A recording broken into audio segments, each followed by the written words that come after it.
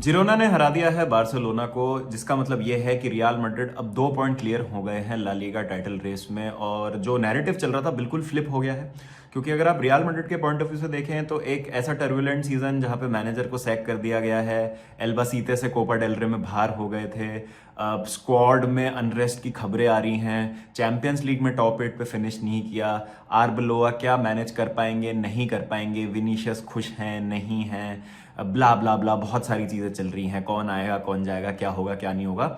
इस सब के चलते 2 पॉइंट की लीड ले ली है ला लीगा टाइटल रेस में। और एक ऐसा मैच जिरोना के अगेंस्ट जहां पे बार्सिलोना हारी है, 2-1 से हारी है बार्सिलोना।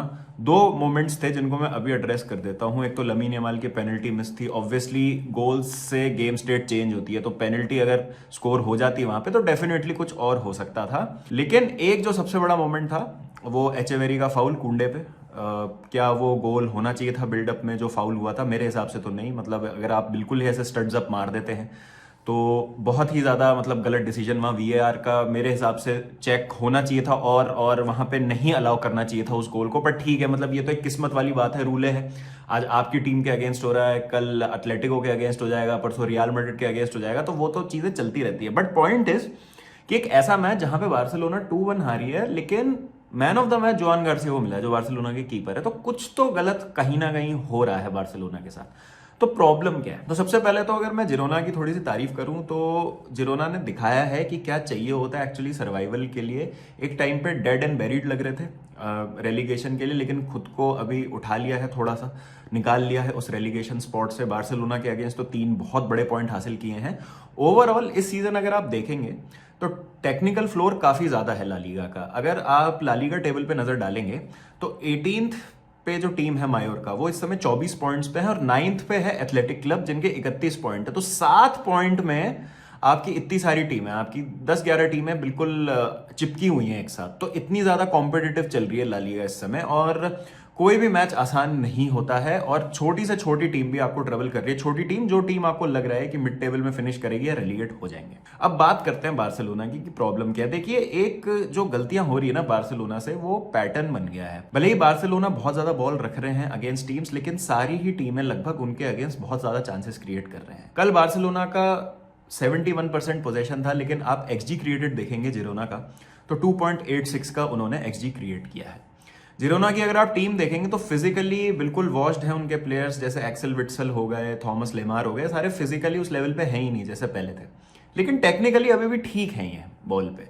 तो टीम्स क्या कर रही हैं, जैसे ही बॉल जीत रही है मिडफील्ड में, उनको दिख रहा है कि बार्सिलोना की एक हाई लाइन है, स्पेसेस बहुत ज्यादा है, और सीधा थ्रू बॉल निकाल रहे हैं। और मिकेल अगेन जिस तरह से उन्होंने मैनेज किया जिरोना को, प्रैग्मेटिज्म दिखाया थोड़ा, और वीकनेस पे वार करने की कोशिश कर रहे हैं बार्सिलोना की, और सारी टीम्स ही ऐसा कर रही हैं।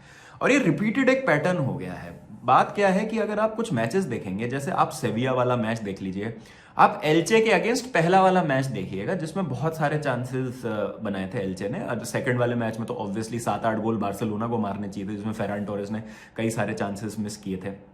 उसके बाद रियाल सोसिएडाड वाला मैच हो गया जहां उन्होंने बहुत सारे चांसेस बनाए थे। प्रैग्मेटिज्म दिखाया था जाबी अलोंसो ने पहले एल क्लासिको में, जहां पर रियल मैड्रिड को जीत मिली थी। एटलेटिको मैड्रिड ने सबसे ज्यादा इस समय बुरी तरह से जो डोमिनेट किया था वो अभी ये जो आपका कोपा डेल रे का सेमीफाइनल का फर्स्ट लेग था उसमें किया था। तो ये एक रिपीटेड पैटर्न बन रहा है। बात ये हो रही है कि पहले क्या हो रहा था, चांसेस लास्ट सीजन भी बन रहे थे, बट टीम्स जो है वो फिनिश नहीं कर रही थी चांसेस। यही यूरोप में देखते हैं ना, तो टीम्स फिनिश करती है चांसेस। और यूरोप में इसलिए हमने देखा है कि बार्सिलोना थोड़ा सा स्ट्रगल कर रहे हैं। जैसे स्लाविया प्राहा के अगेंस्ट भी एक एक्सटेंड तक वो स्ट्रगल कर रहे थे, 2 उन्होंने गोल्स कंसीड किए थे सेट पीसेस से। PSG without their first choice front line बहुत ज्यादा ट्रबल किया उन्होंने बार्सिलोना को, जीता वो मैच, अगेन उनकी हाईलाइन को एक्सपोज किया। क्लब ब्रूगा ने 3 गोल मारे उनको, हांस वैनेकन थ्रू बॉल निकाल रहे थे बार बार, वही स्पेस एक्सप्लॉइट हो रही थी। तो ये ना एक पैटर्न बन गया, और जब कोई गलती आपकी पैटर्न बन जाती है ना तो वो एक प्रॉब्लम होती है। अब देखिए, हांसी फ्लिक एक ऐसे मैनेजर है जिन्होंने अर्न किया है राइट कि वो अपनी फिलॉसफी पे स्टिक कर सकते हैं, और उनको देने भी चाहिए प्लेयर्स बार्सिलोना को। लेकिन प्रॉब्लम अगेन घूम फिर के इसी चीज पे आ जाती है कि फाइनेंशियल कंडीशन तो पता है बार्सिलोना की कितनी खराब है सबको, और किसी को नहीं पता कि कब नए प्लेयर्स आएंगे कब नहीं आएंगे।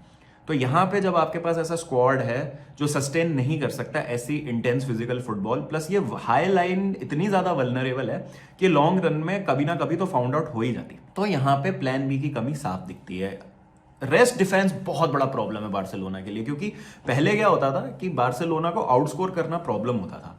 अब ये सिस्टम ना पर्सनल डिपेंडेंट होता जा रहा है। जब पेड्री नहीं है, टेम्पो कंट्रोलर नहीं है मिडफील्ड में, आपके साथ फर्मिन और डैनी ओल्मो खेल रहे हैं, तो एक तो बॉल कोई जीतने वाला नहीं है। अब ऐसा नहीं है कि पेड्री के आने से बॉल जीतना आपका बेटर हो जाएगा, कि बॉल रिकवरी आपकी बेटर हो जाएगी, लेकिन पेड्री के आने से आपको कंट्रोल मिलता है मिडफील्ड में, तो आप वैसे लूज नहीं करते हैं बॉल इतनी आसानी से जैसे कल के मैच में हो रही थी। उसके बाद एक फुल्ली फिट रफीनिया चाहिए आपको to add that bit of steel आपके आउट ऑफ पोजेशन वाले शेप में आने के लिए, जिस तरह से रफीनिया आते हैं अपने फुल बैक की मदद करते हैं।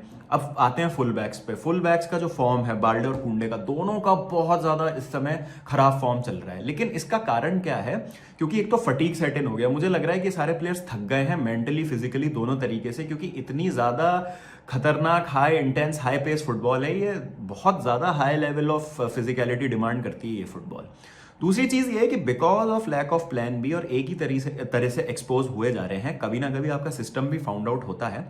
तो ये प्लेयर्स जो है ना, ये इतने खराब नहीं है जितने दिख रहे हैं। मतलब ये प्लेयर्स अच्छे हैं। ये कुंडे की अगर हम बात करें, बाल्डे की अगर हम बात करें, ये इतने खराब प्लेयर्स नहीं है जितना ये सिस्टम इनको दिखा रहा है। तो लैक ऑफ प्रैग्मेटिज्म की कमी है, एक प्लान बी की कमी है। और लैक ऑफ प्रैग्मेटिज्म की कमी क्या होता है? लैक ऑफ प्रैग्मेटिज्म है, प्लान बी की कमी है।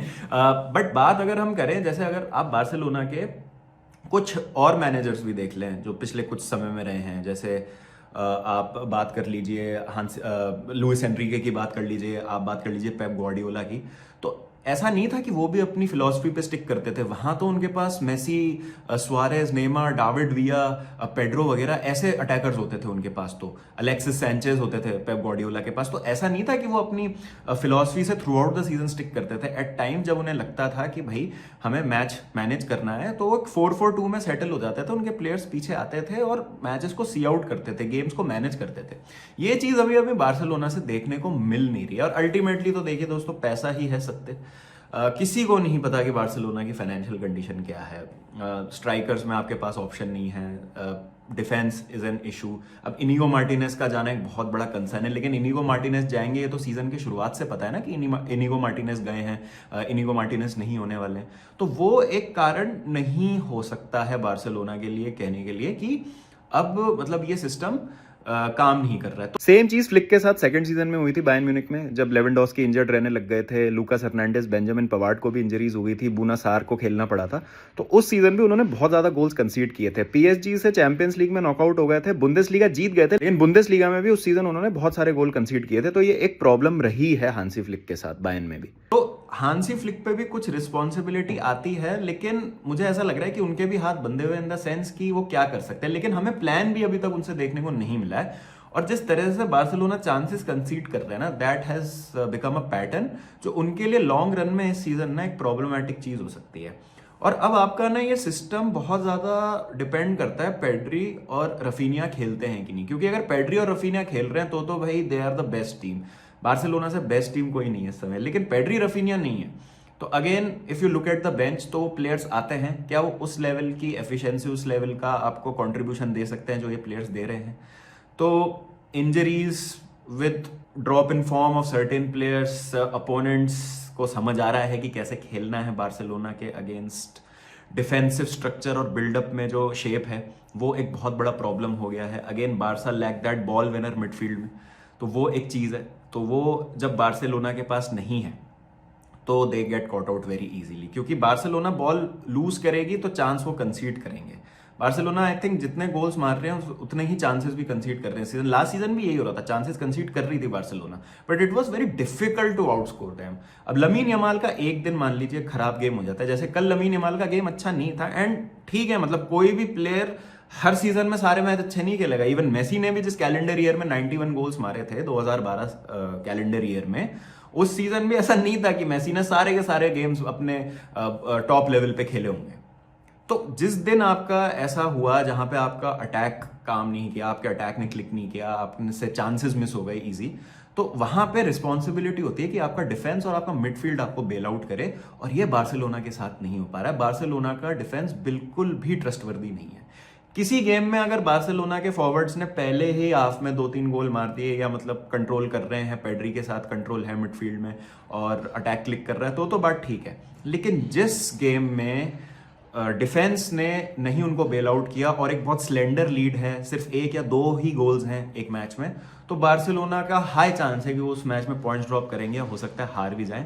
और इसके अब मल्टीपल एविडेंसेस देखने को मिल रहे हैं। प्लस अब धीरे धीरे क्या हो रहा है कि खौफ भी खत्म हो रहा है बार्सिलोना का, और टीम्स फैंसी देमसेल्व्स कि if we go against Barcelona we can actually get something. तो ये कुछ चीजें हैं जो मुझे लगता है हांसी फ्लिक को फिगर आउट करनी पड़ेगी, क्योंकि for a big club like Barcelona this can not be the case कि रफीनिया नहीं है, पेड्री नहीं है और बिल्कुल मतलब बिखर जाते हैं, फोल्ड हो जाते हैं। तो ये एक चीज है जिस पे उनको काम करने की जरूरत है। May be out of position shape change करें, थोड़ा सा प्रैग्मेटिज्म दिखाएं, थोड़ा सा सिट बैक करने की कोशिश करें, गेम्स जिससे मैनेज हो, कुछ भी। बट ये मुझे नहीं लगता है कि लॉन्ग रन में वर्क करेगा, specially in the champions league, क्योंकि वहां पे भी क्लब ब्रूगा हो गया, स्लाविया प्राहा हो गया, मैं तो बाकी टीम्स की बात भी नहीं कर रहा हूं। तो उन टीम्स ने ही इतना ज्यादा डोमिनेट किया, और जिरोना का ये एग्जाम्पल हो गया, और भी मैंने एग्जाम्पल्स दिए, जैसे सोसियोडाड वाला मैच था, बहुत चांसेस कंसीड हुए थे, सेविया ने जिस तरह से हराया था बार्सिलोना को।